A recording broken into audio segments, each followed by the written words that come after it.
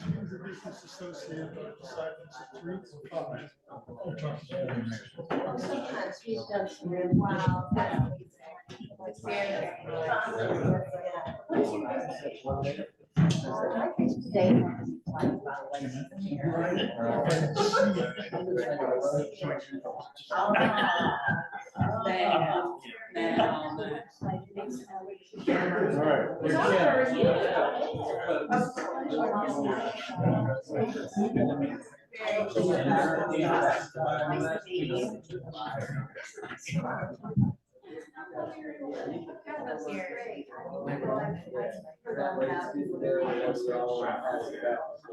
He'll start everything out.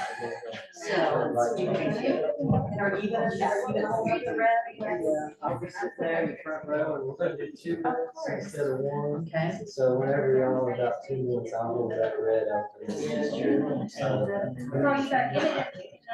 So we got a little bit of. Yeah. To say last couple words. What's your sentence? Yeah. Very fair. Just a little bit of Let me write this last name. Yeah. We are good to go. You starting with this in here? Let's see. Starting with. Yeah, you're up first, Mr. That's Mr. Here. Mr. Honaker did not show up. Oh, So, David. yes. Let me erase it. So it In must this be case. any that we're going to Sean first. Everybody moves up. Yes. Okay, so. Mayor Pat, you'll go first. Okay. And we're just moving everybody up a slot from what's on the list. So that's all Hanukkah though. So I get from other than here.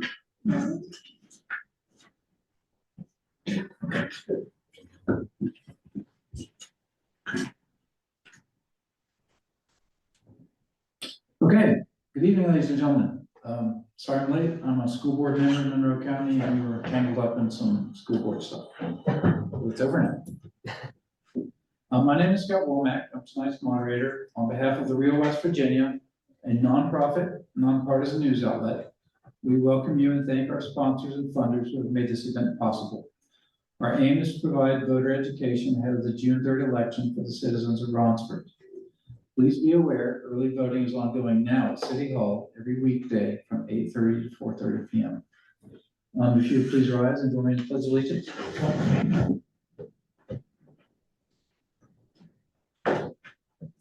Pledge allegiance to the flag of the United States of America and to the republic for which it stands, one nation, under God, indivisible, with liberty and justice for all. Thank you.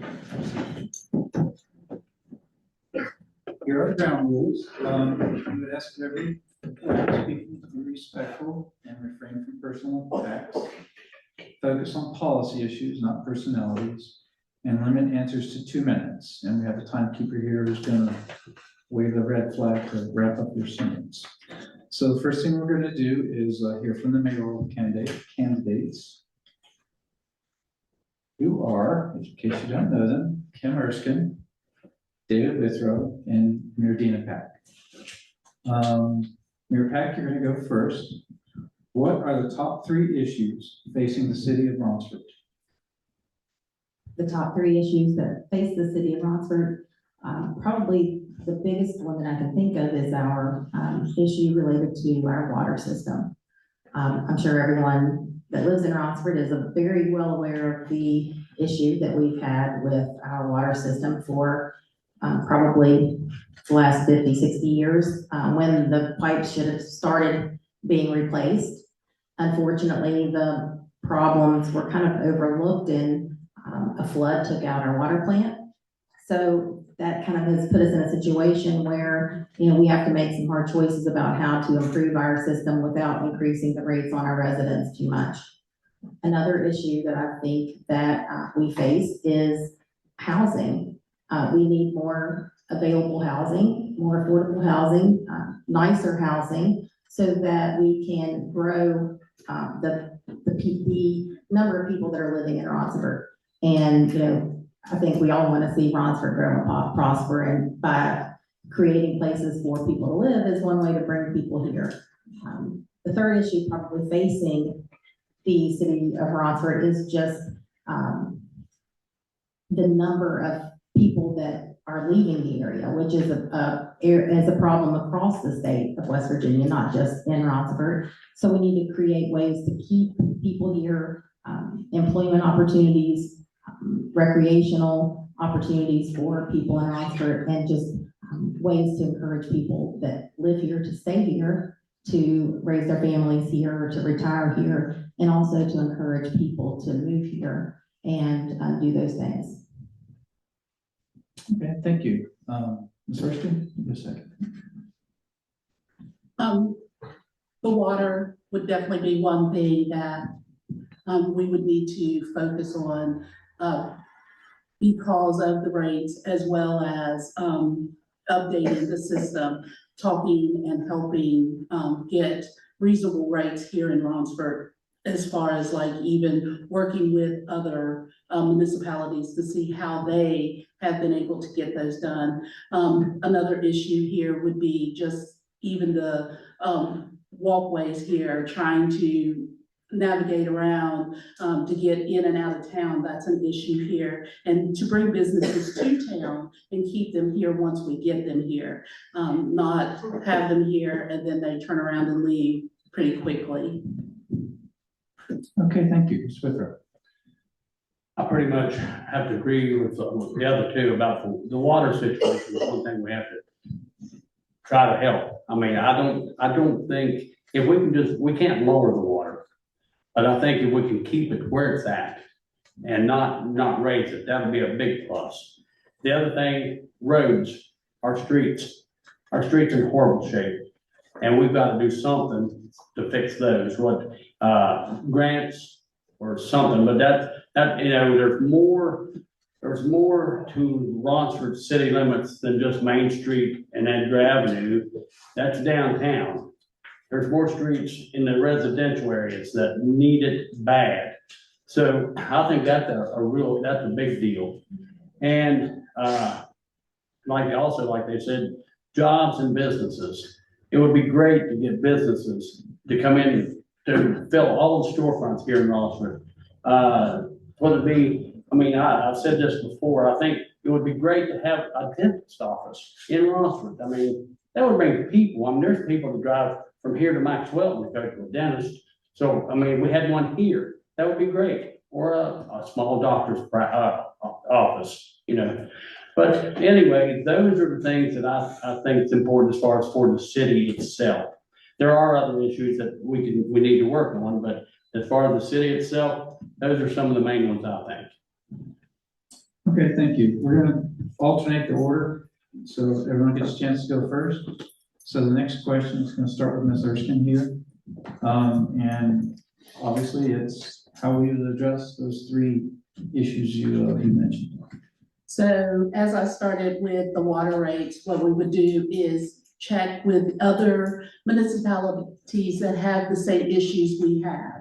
The way they're structured, if they're structured the same way, find out how they're able to keep their rates at a reasonable rate. And also then, if it's something like it's widespread that this is an issue, then we need to involve our legislatures, people over top of, you know, down there in Charleston, get them involved to see how they can help us. Also, roadways, walkways, all of those things, we would check on grants, see what kind of grants we could have. We would pool with other people to see if they would be willing to help business people here within the area.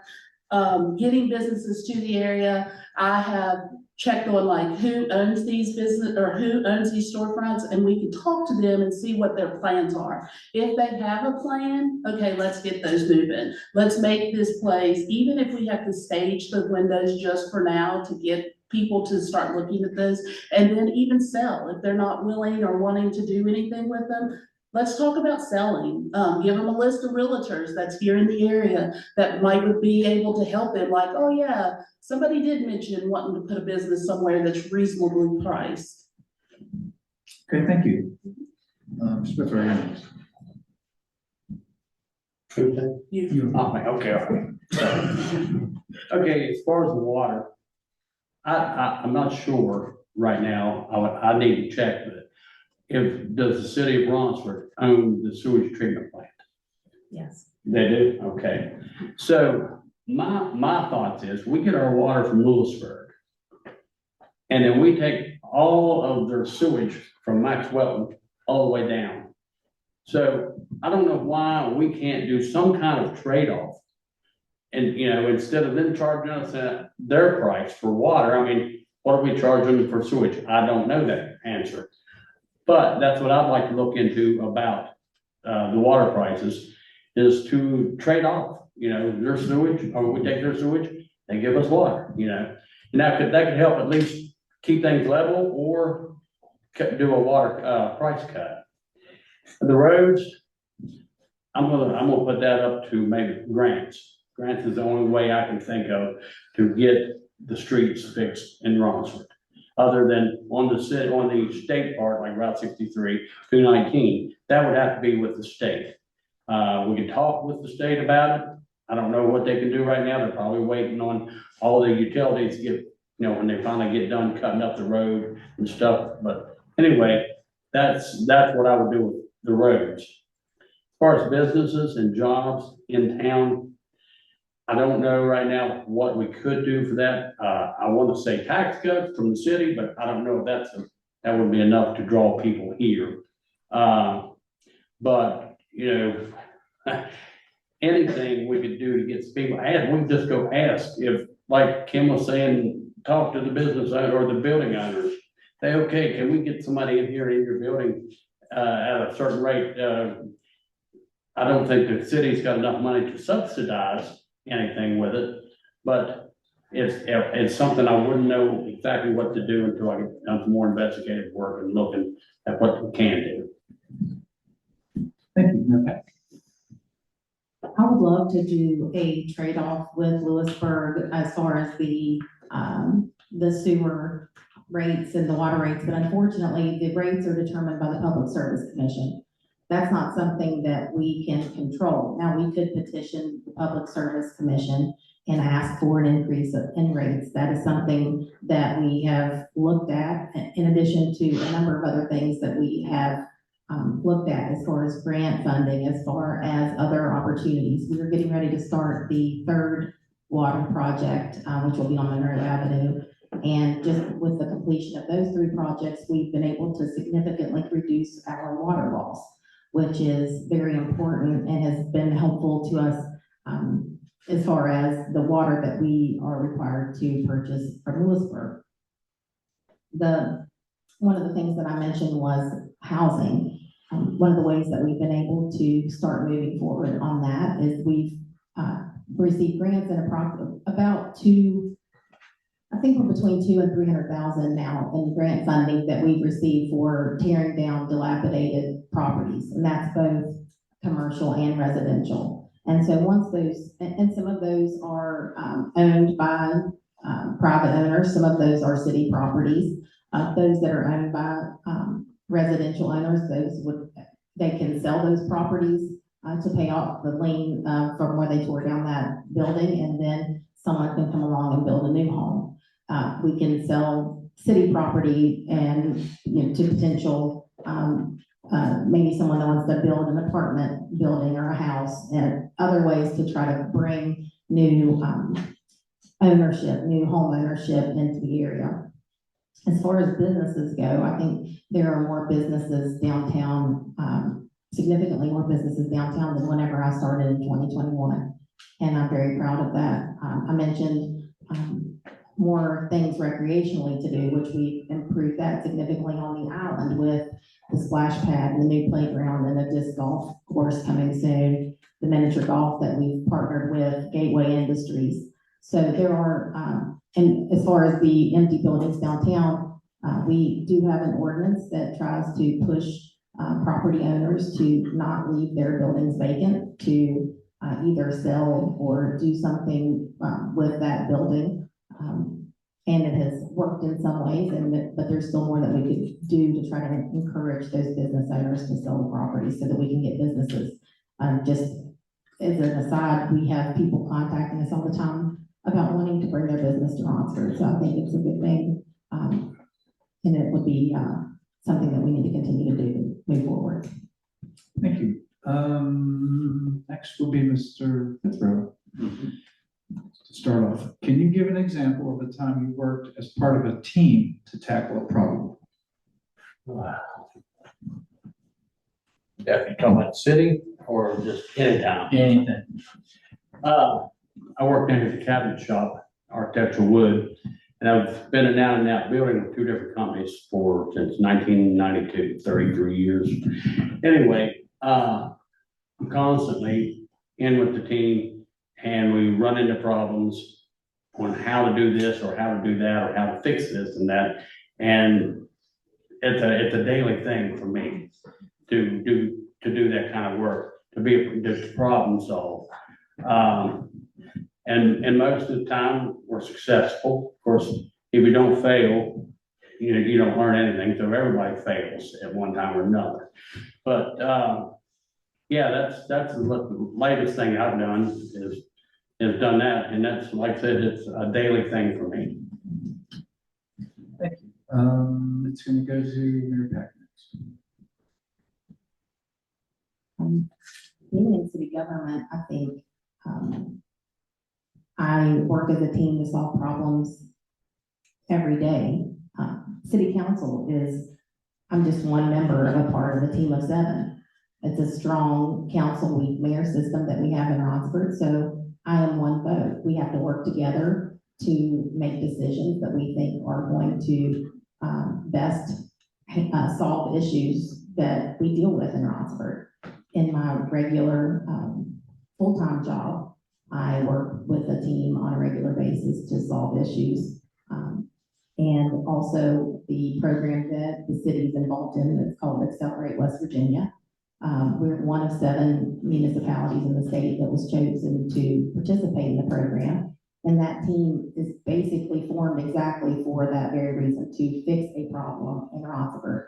And we work together to kind of focus on the armory and making that a true community center. And that's something, the problems that face the armory with it needing a new roof, it needing new windows. How can we best serve the community? What classes could we offer in the armory to best serve all the people? Do we have an art studio? Do we have a incubator for small businesses? Do we have after-school programs for our local kids where they can get tutoring or play basketball in the gym after school, just to keep them active and busy and off their phones or PlayStations? So these are things that we focus on and work as a team on a daily basis. Thank you. It will be, Xerxes. So several things, as working with a team to solve a problem. For 12 years, I was a foster parent. And so during those 12 years, I worked with a team of CPS workers, judges, and parents to get the child back to their home or to a safe environment. So that was many plates that you were juggling at all times with different people at all times. My current job, I am the middleman between the federal government and IT solutions. So we work with trying to make sure the federal government isn't hacked. And so we have to come up with the best solution for them as far as IT solutions. So with that, you're working with the Department of Defense, you're working with the IRS, many people at all times, keeping all the plates in the air. That's, I would like to say, making sure nothing crashes. Thank you. We'll start the rotation all over again with Mayor Pack for the next question. The mayor manages the city staff, including Public Works, City Hall, and the police force. How would you prioritize the staff needs within each department? Actually, sir, the mayor is the head of the police department, But the city administrator in Ronceverte is the supervisor of the street department and the sewer department, and the city hall department. So she is actually, although we discuss employment issues related to those departments, she ultimately will make those decisions. As far as the police department, which is the department that I head, we focus on maintaining the policies and procedures manual is in place and following the hierarchy that is set in the police department. Obviously, there are issues that arise from time to time. Although with the police department, it's a little bit different than, in West Virginia, they're at will employment. Although the policies and procedures manuals do, kind of give a guide to how you handle employment issues. But with the police department, there are a little bit additional steps that are required when handling employment issues. So we always make sure that we're following the necessary legal steps to handle any employment issues, or if we need to hire additional staff, or making sure that we're following all proper procedures. It's important that you have a staff that is gonna work hard for the city and be dependable. And we have annual reviews. That is another way that we kind of make sure that our employees are doing what they need to do. The oversight obviously is very important with your employees, because we are working with taxpayer funds. So that's not money that you can just kind of spend willy-nilly. You need to be very careful about how that money is spent. So you want to make sure that you're handling your employees the best way that you can, and making sure that you nip issues as soon as they arise. Thank you. We'll be down to Ms. Erskine and with the clarification about the police department being the focal point, and any other employees that might be. Okay, can you repeat the question one more Okay. time, please? So the mayor manages the police force, and there's a list of other organizations that the supervisor manages, so that's not the issue. But how would you prioritize the staff needs within the police force and other members of the mayoral staff?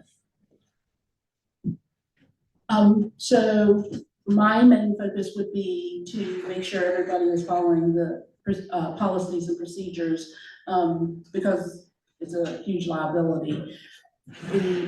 Following the police department, being over the police department, of course, again, following policies and procedures.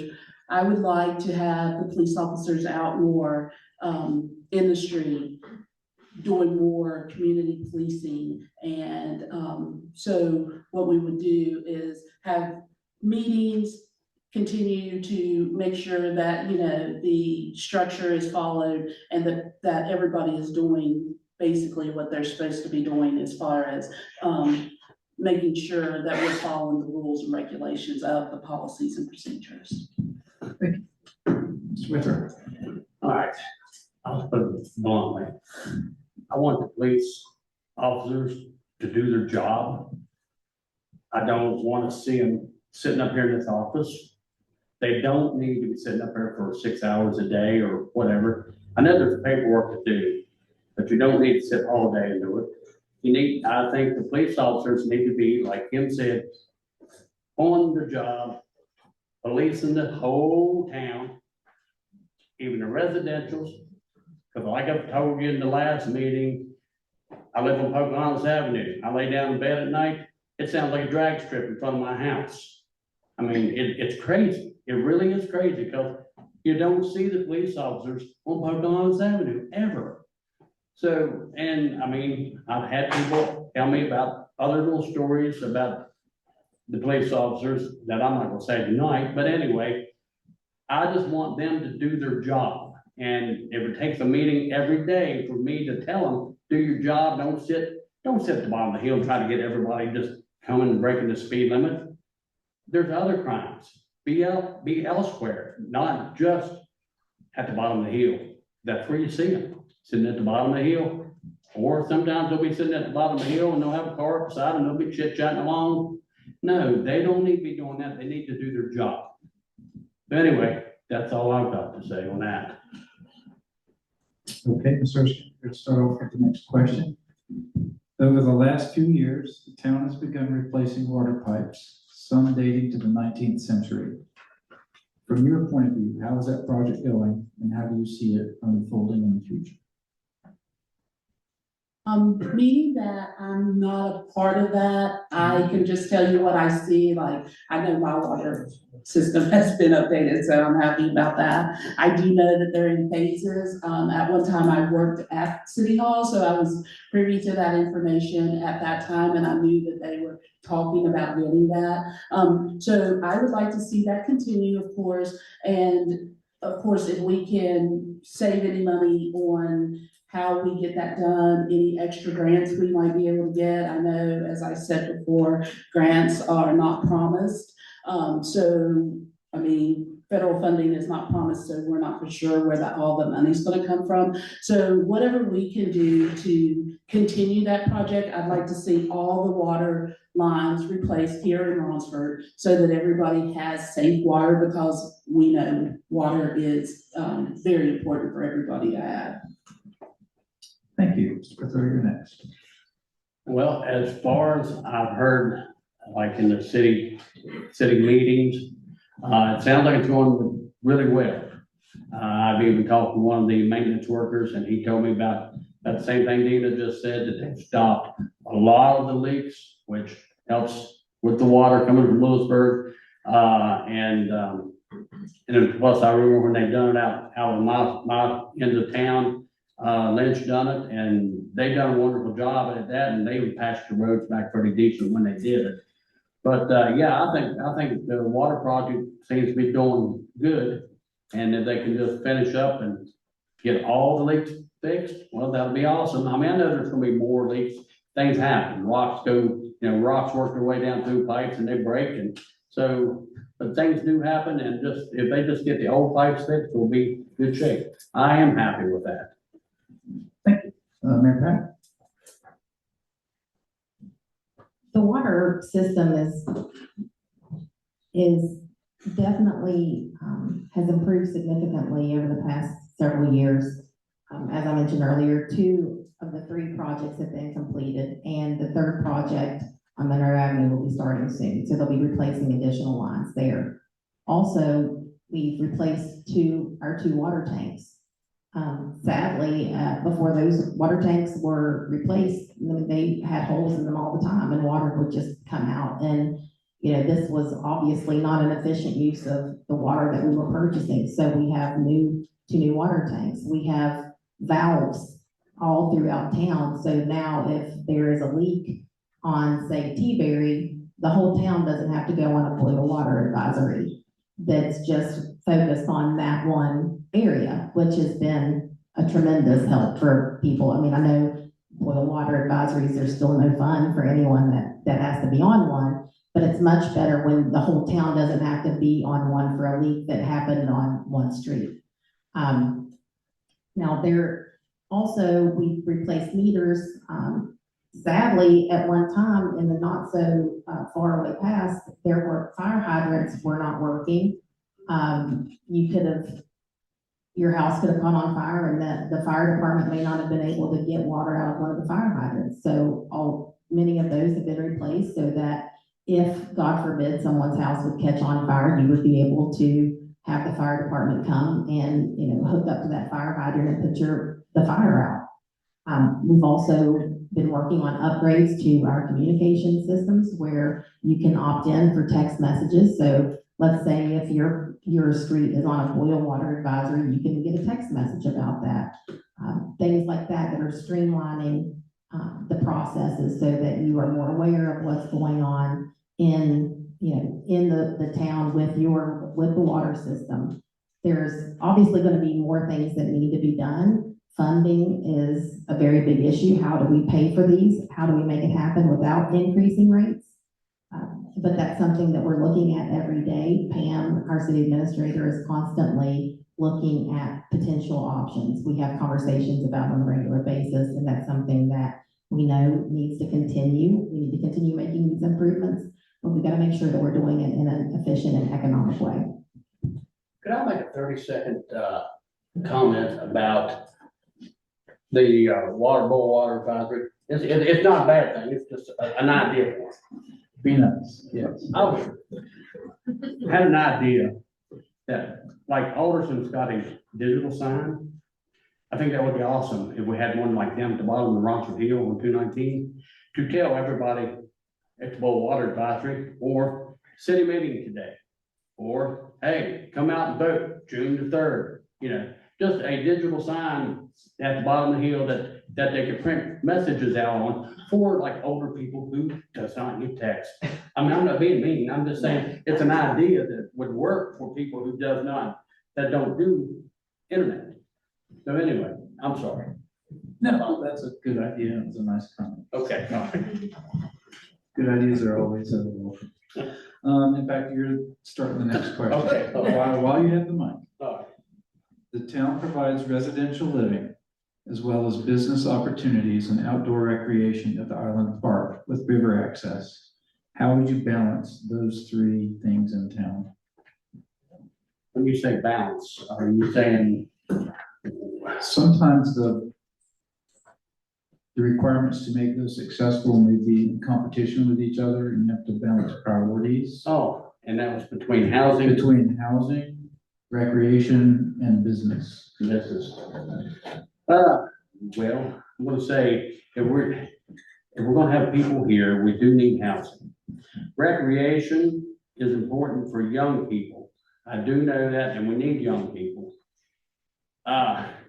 It would have to be a really good balancing act, because you need it all. You gotta have the business for people, and you gotta have housing for people. So it would be a tough balance, but you'd have to split it up. There's no other way. You can't lean over one way too far. You know, you got to spread the love and it's gotta be even. I mean, there's no ifs, ands, and buts. You just gotta balance it. And how I would balance it, that's something I won't know until I see what we got. You know, if I was to get in. And I'm sorry if that didn't sound like a good answer, but that's the only answer I got for you. Very good. Thank you, Ms. Whitford. Ron, Mayor Pat.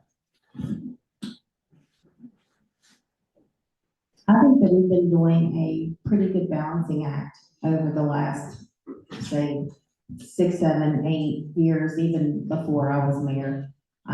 Because you do have to kind of look at everything. It's not just a one size fits all. There's funding sources for recreation that's not available for dilapidated properties, that's not available for sidewalks or things like that. So you have to be have the knowledge and the experience to look for all of the different types of funding and be prepared to write grants and to work with Senator Capito's office, Senator Manchin's office, make those connections. I think it's important that as a mayor, you're the figurehead of the city. It's important that you are able to go out and make those connections with people that have access to grant funding or can make those introductions to the people at CSX or the senator's office, so that you can figure out where to get that funding, because you really do need all three.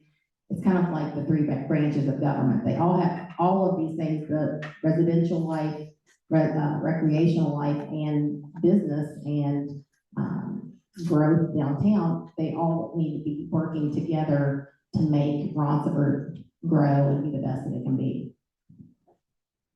Thank you. Pleasure. So I would like to think of it as a wheel, and the mayor being the hub.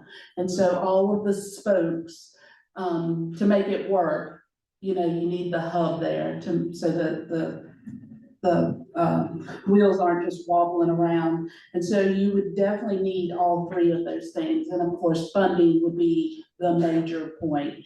And you'd have to be a go-getter, go find, don't leave any rocks unturned, to find the funding to get all of those things. I understand a little bit about grants and funding and stuff, and I know that, of course, it sounds good that you have all this money, but is it earmarked for one thing or another? And so we would have to be able to decide, like, what is each funding for, and how would we spend it and get the most bang for our buck.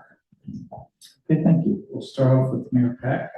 The next question. What experience and relationships can you draw upon to work with other levels of government as mayor?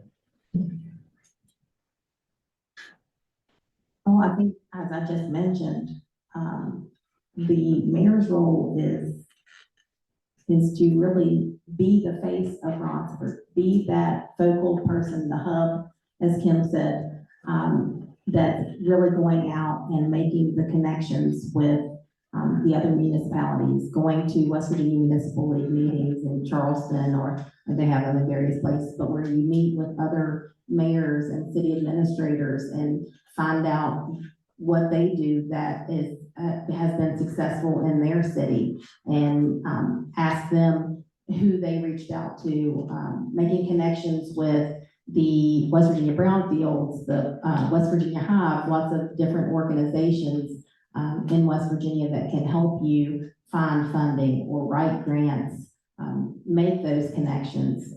I've been lucky enough to work with multiple people in Senator Capito's office, and without them, I would have not have made the connections with the folks at CSX to be able to work on getting the city deeded the depot. And that's something that they've been trying to do for over 20 years and hadn't been able to do. And because I was able to meet the right person at the right time, I was able to make that connection, start those meetings, and after 3 years of meetings, we're almost at the finish line with the depot, which is going to be, in my opinion, a big turning point for the downtown area.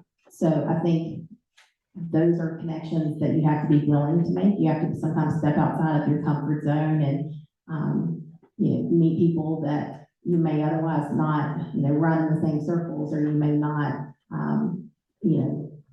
always agree with politically. But when you're looking to better your town and you want to see the best for the place that you love, you have to be willing to work with anyone that can get you in the direction that you need to go.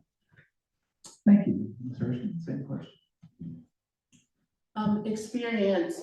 I, at one time, worked with flood recovery, and so was able to meet a lot of great folks out there in the streets with the West Virginia RISE program. And so I learned a lot with that job of being able to go into the Capitol and speak to different people and find out like how this program works. And I'm a person that likes to ask a lot of questions. So I will keep asking and asking until the answers are provided to me. So I wouldn't have any problem stepping out, talking to people to see what kind of programs we could do, or what kind of funding is out there to help the people here in Ronceverte. Okay, thank you. Ms. Wither. Okay, now, down at the cabinet shop, I work in logistics, and I've got to call people out of state about loads that we've got going out, servicing trucks, we got to call, we've got breakdowns anyway. I have no problem with that. I haven't done it in a government state, but I will tell you, I do not know a stranger. I would ask the guy across the street. If I had a question, I'm not afraid to ask anybody anything. I mean, I might walk up to you and say, hey, what color underwear you got on? I mean, you might get offended, but I'm just saying, I don't mind asking things if I want to know. So I'll find people and ask them. So anyway, that's the experience that I have. And next. Outstanding. Okay, the last question, we'll start with Ms. Hurston. Mayors live in the towns they serve. In what ways would you seek out the input of your neighbors in serving as mayor?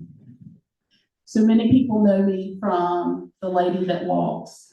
I started out 3 years ago, and my doctor said, hey, listen, you have diabetes and you're gonna start insulin. And I started like, oh no, can't do that.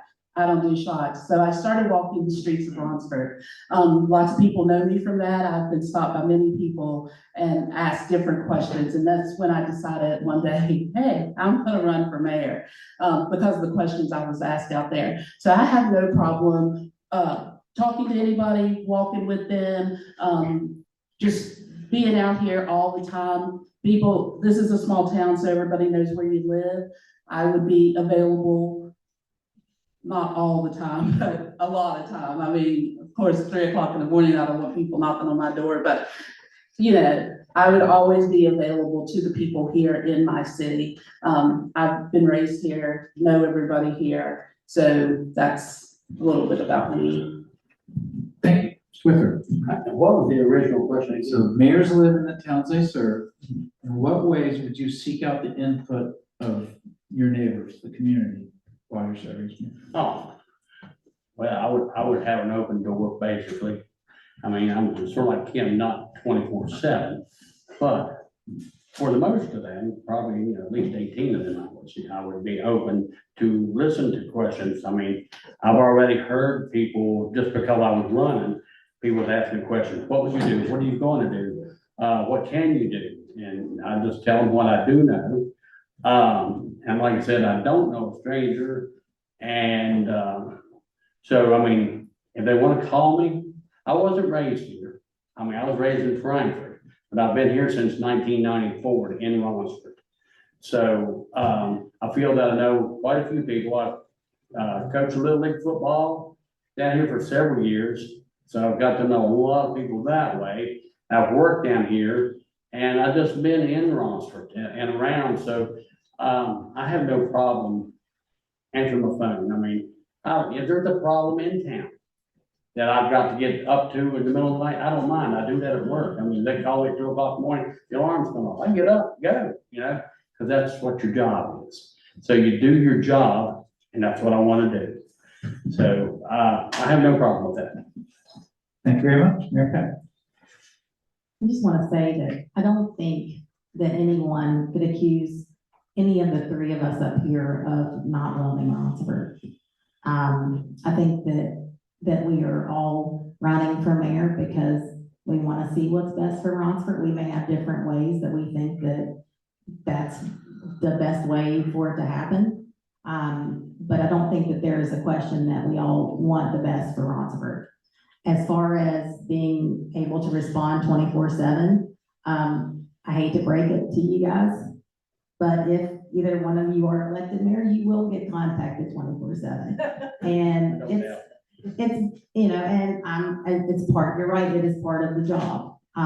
Text messages, Facebook messages, calls, various issues at the park or downtown. I mean, that is just, it's what you sign up for. And I've always been happy to respond. And even, you know, you get contacted by people who don't live in city limits. I spent about an hour on the phone last week with a lady who had an issue. She lives on Morgan Hollow Road, which as weird as it is that we are so close to Morgan Hollow, it's not in city limits, and our, you know, police department that's not in their jurisdiction.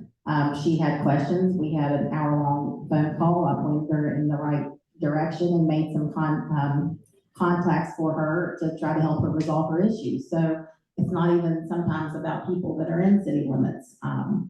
But I do believe that when you sign up for mayor, even though it's a part-time, it's advertised as a part-time position, it's really not. It's a full-time, around-the-clock job, and you answer when duty calls. And I'm proud that I've done that to date, and I will continue to do that. And I think that if you want to see all of the best things happen in Ronceverte, you have to be willing to basically put up or shut up, right? Put your money where your mouth is. Make those efforts, respond to those calls or those text messages, show up when people need you to show up. That's just what being mayor is all about. So. Thank you very much to all our mayoral candidates and good luck. Thank you. sir. Thank you all for attending. Real West Virginia will provide recaps in the coming days. The video will be available for streaming on the Real West Virginia Facebook page starting tomorrow. Remember, Election Day is June 3rd. Early voting is underway now, Monday through Friday, from 8:30 a.m. to 4:30 p.m. at City Hall. And sir, Yes, ma'am. just gonna add, there's also early voting on Saturday from 9 to 4 at City Hall also. Thank you.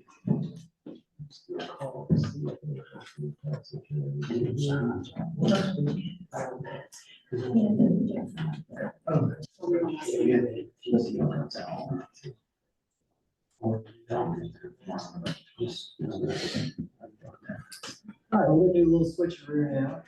Thank you very much to the mayoral candidates who are here with us tonight. How about a round of applause for our mayoral?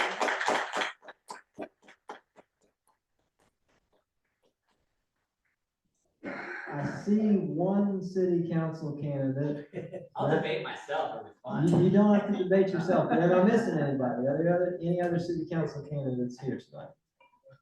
All right, Matt, would you mind to just come up for a question or two as city council candidate? It's Matt Bergman. Y'all are welcome. Head on back to your seats. Appreciate that.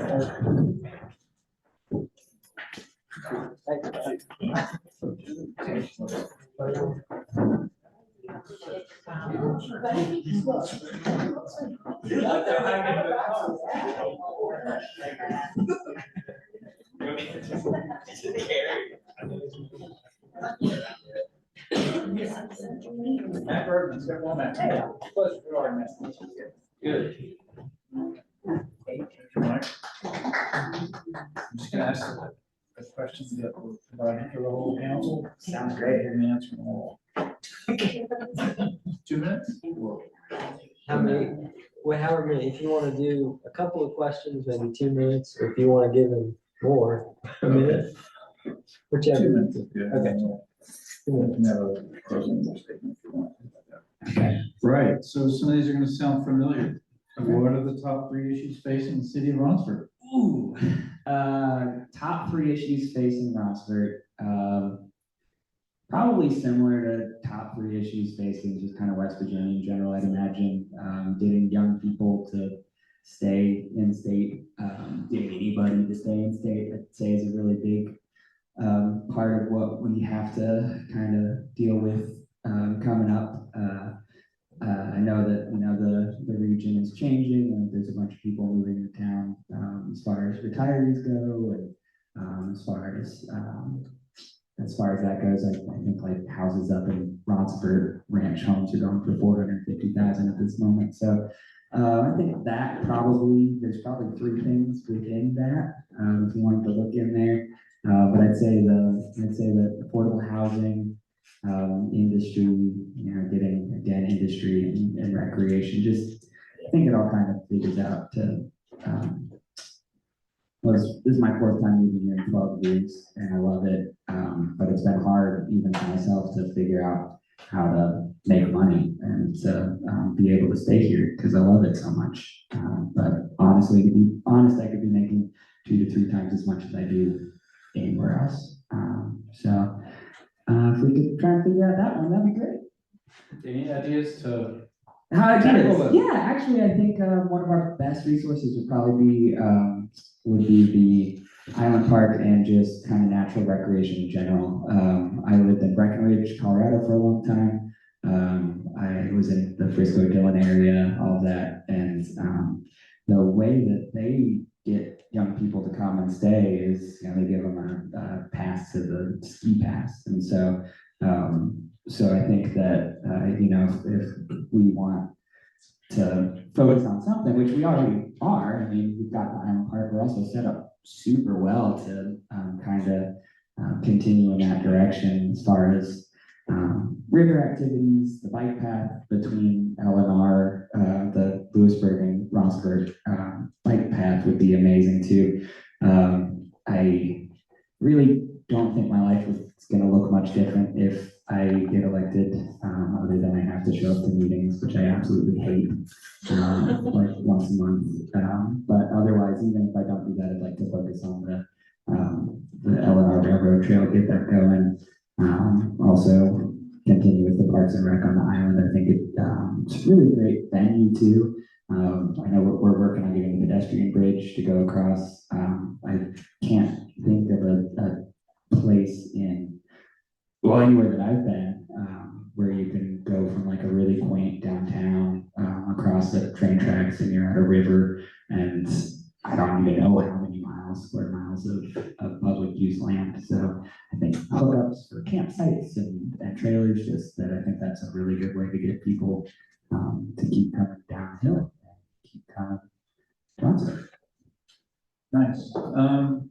So as a council member, you're part of a team. Yeah. And you think of the time when you were part of a team and work together to tackle a problem, and how'd it go? Yeah.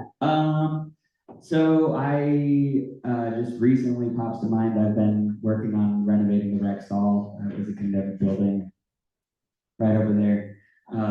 There was a big, my friends and I bought it. Pretty much every contractor had looked at it in the area and passed on it. And so we had walked through with 3 of them, and then the last person that walked through with us said the same thing the other contractors did, that they would, for $60,000, they would tear it down. And that was just the whole point of buying the rec stall, was to try and save it. So the last time we were walking through with an engineer, Phil Reed, who I love, and this is the 3rd time I'd heard, you gotta tear it down. It's the only thing that makes any sense. And so I kind of had my Goonies moment where I said, I looked at Phil and it's like, hey, if there's anything that we can do, if there's not, I get it. Like, I understand math and I don't really understand money that well, but I get that, like, you have to have it and it has to make sense to bring something back. But basically Phil launched into we can do this, but it's going to be strange and it's going to be you, basically. He was like, you can't hire this out, but you need to do these 4 things, and you need to figure out a team to get these 4 things done. And whenever you get these 4 things done, then the building is structurally sound, and you can do what you want with it or continue working on it. I think that could apply to city council as well, especially with Ronceverte. I know that we're not really dealing with the most major resources. I don't know that there's anybody out there saying tear it down, but I think that if we can focus on what's important, which again, I think we're doing a great job doing that. Water seems to be incredibly important. Roads seem to be incredibly important. Police department seems to be incredibly important. But if we can figure out what's important, even though, we might not be able to afford to bring somebody in to fix it for us, as a community, I think that, if we know what we need to be focusing on, that, it might take a little, will probably take some creativity to get there, but that's hopefully what we Good do. answer. You can make a general statement, or I'll ask you a bonus question. Bonus question. Bonus question. So, about 2 weeks ago, I went to this educational line summit up in Washington, and it was, I'm an educator and I'm on the school board. We're trying to figure out kind of revisioning ways to do education that makes sense for 2020. Because the system that we've been using is, kind of the 19th century. Right. Yeah. What sort of creative solutions would a town like Ronceverte, for its economic development, its housing issues, that kind of go beyond the usual, because there's kind of the usual pattern of a problem, and this is where we've always addressed the problem in West Virginia. Is there something that we're missing? Because we've always done it this way, and it sort of worked, but times are changing.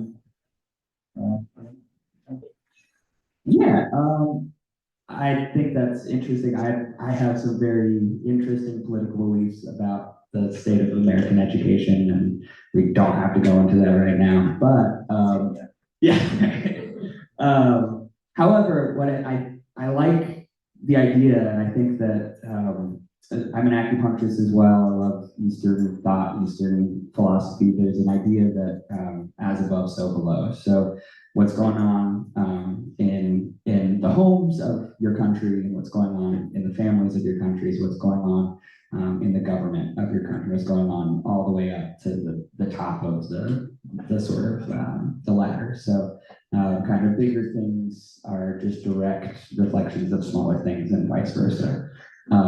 So that's in healing and practice. In what I do, you can take that to you can deal with major things going on in the body by finding the smaller things that are going wrong or not working great.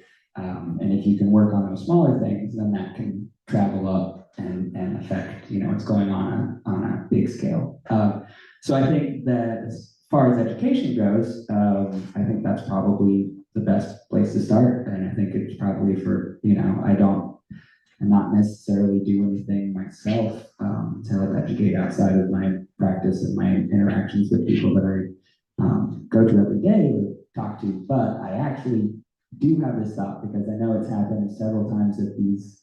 This is pretty much the first time that I've ever attended any sort of community meetings in Ronceverte, but it seems to me that over the past few times there's been some confusion or maybe some lack of everybody being on the same page with, I know last time a lot of people were using the word transparency, and I remember thinking, I don't even know that I know what transparency in government really truly means.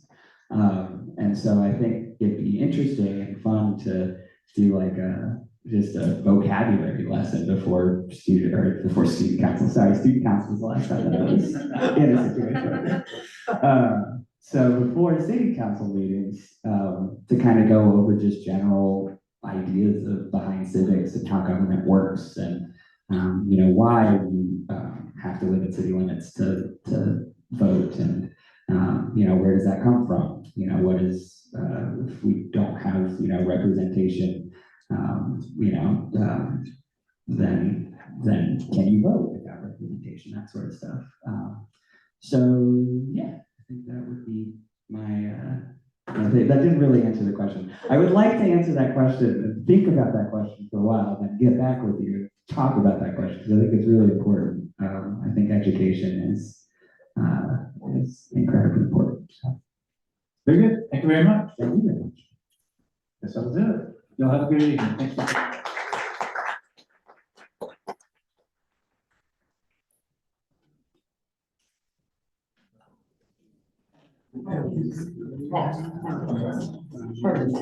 Yeah.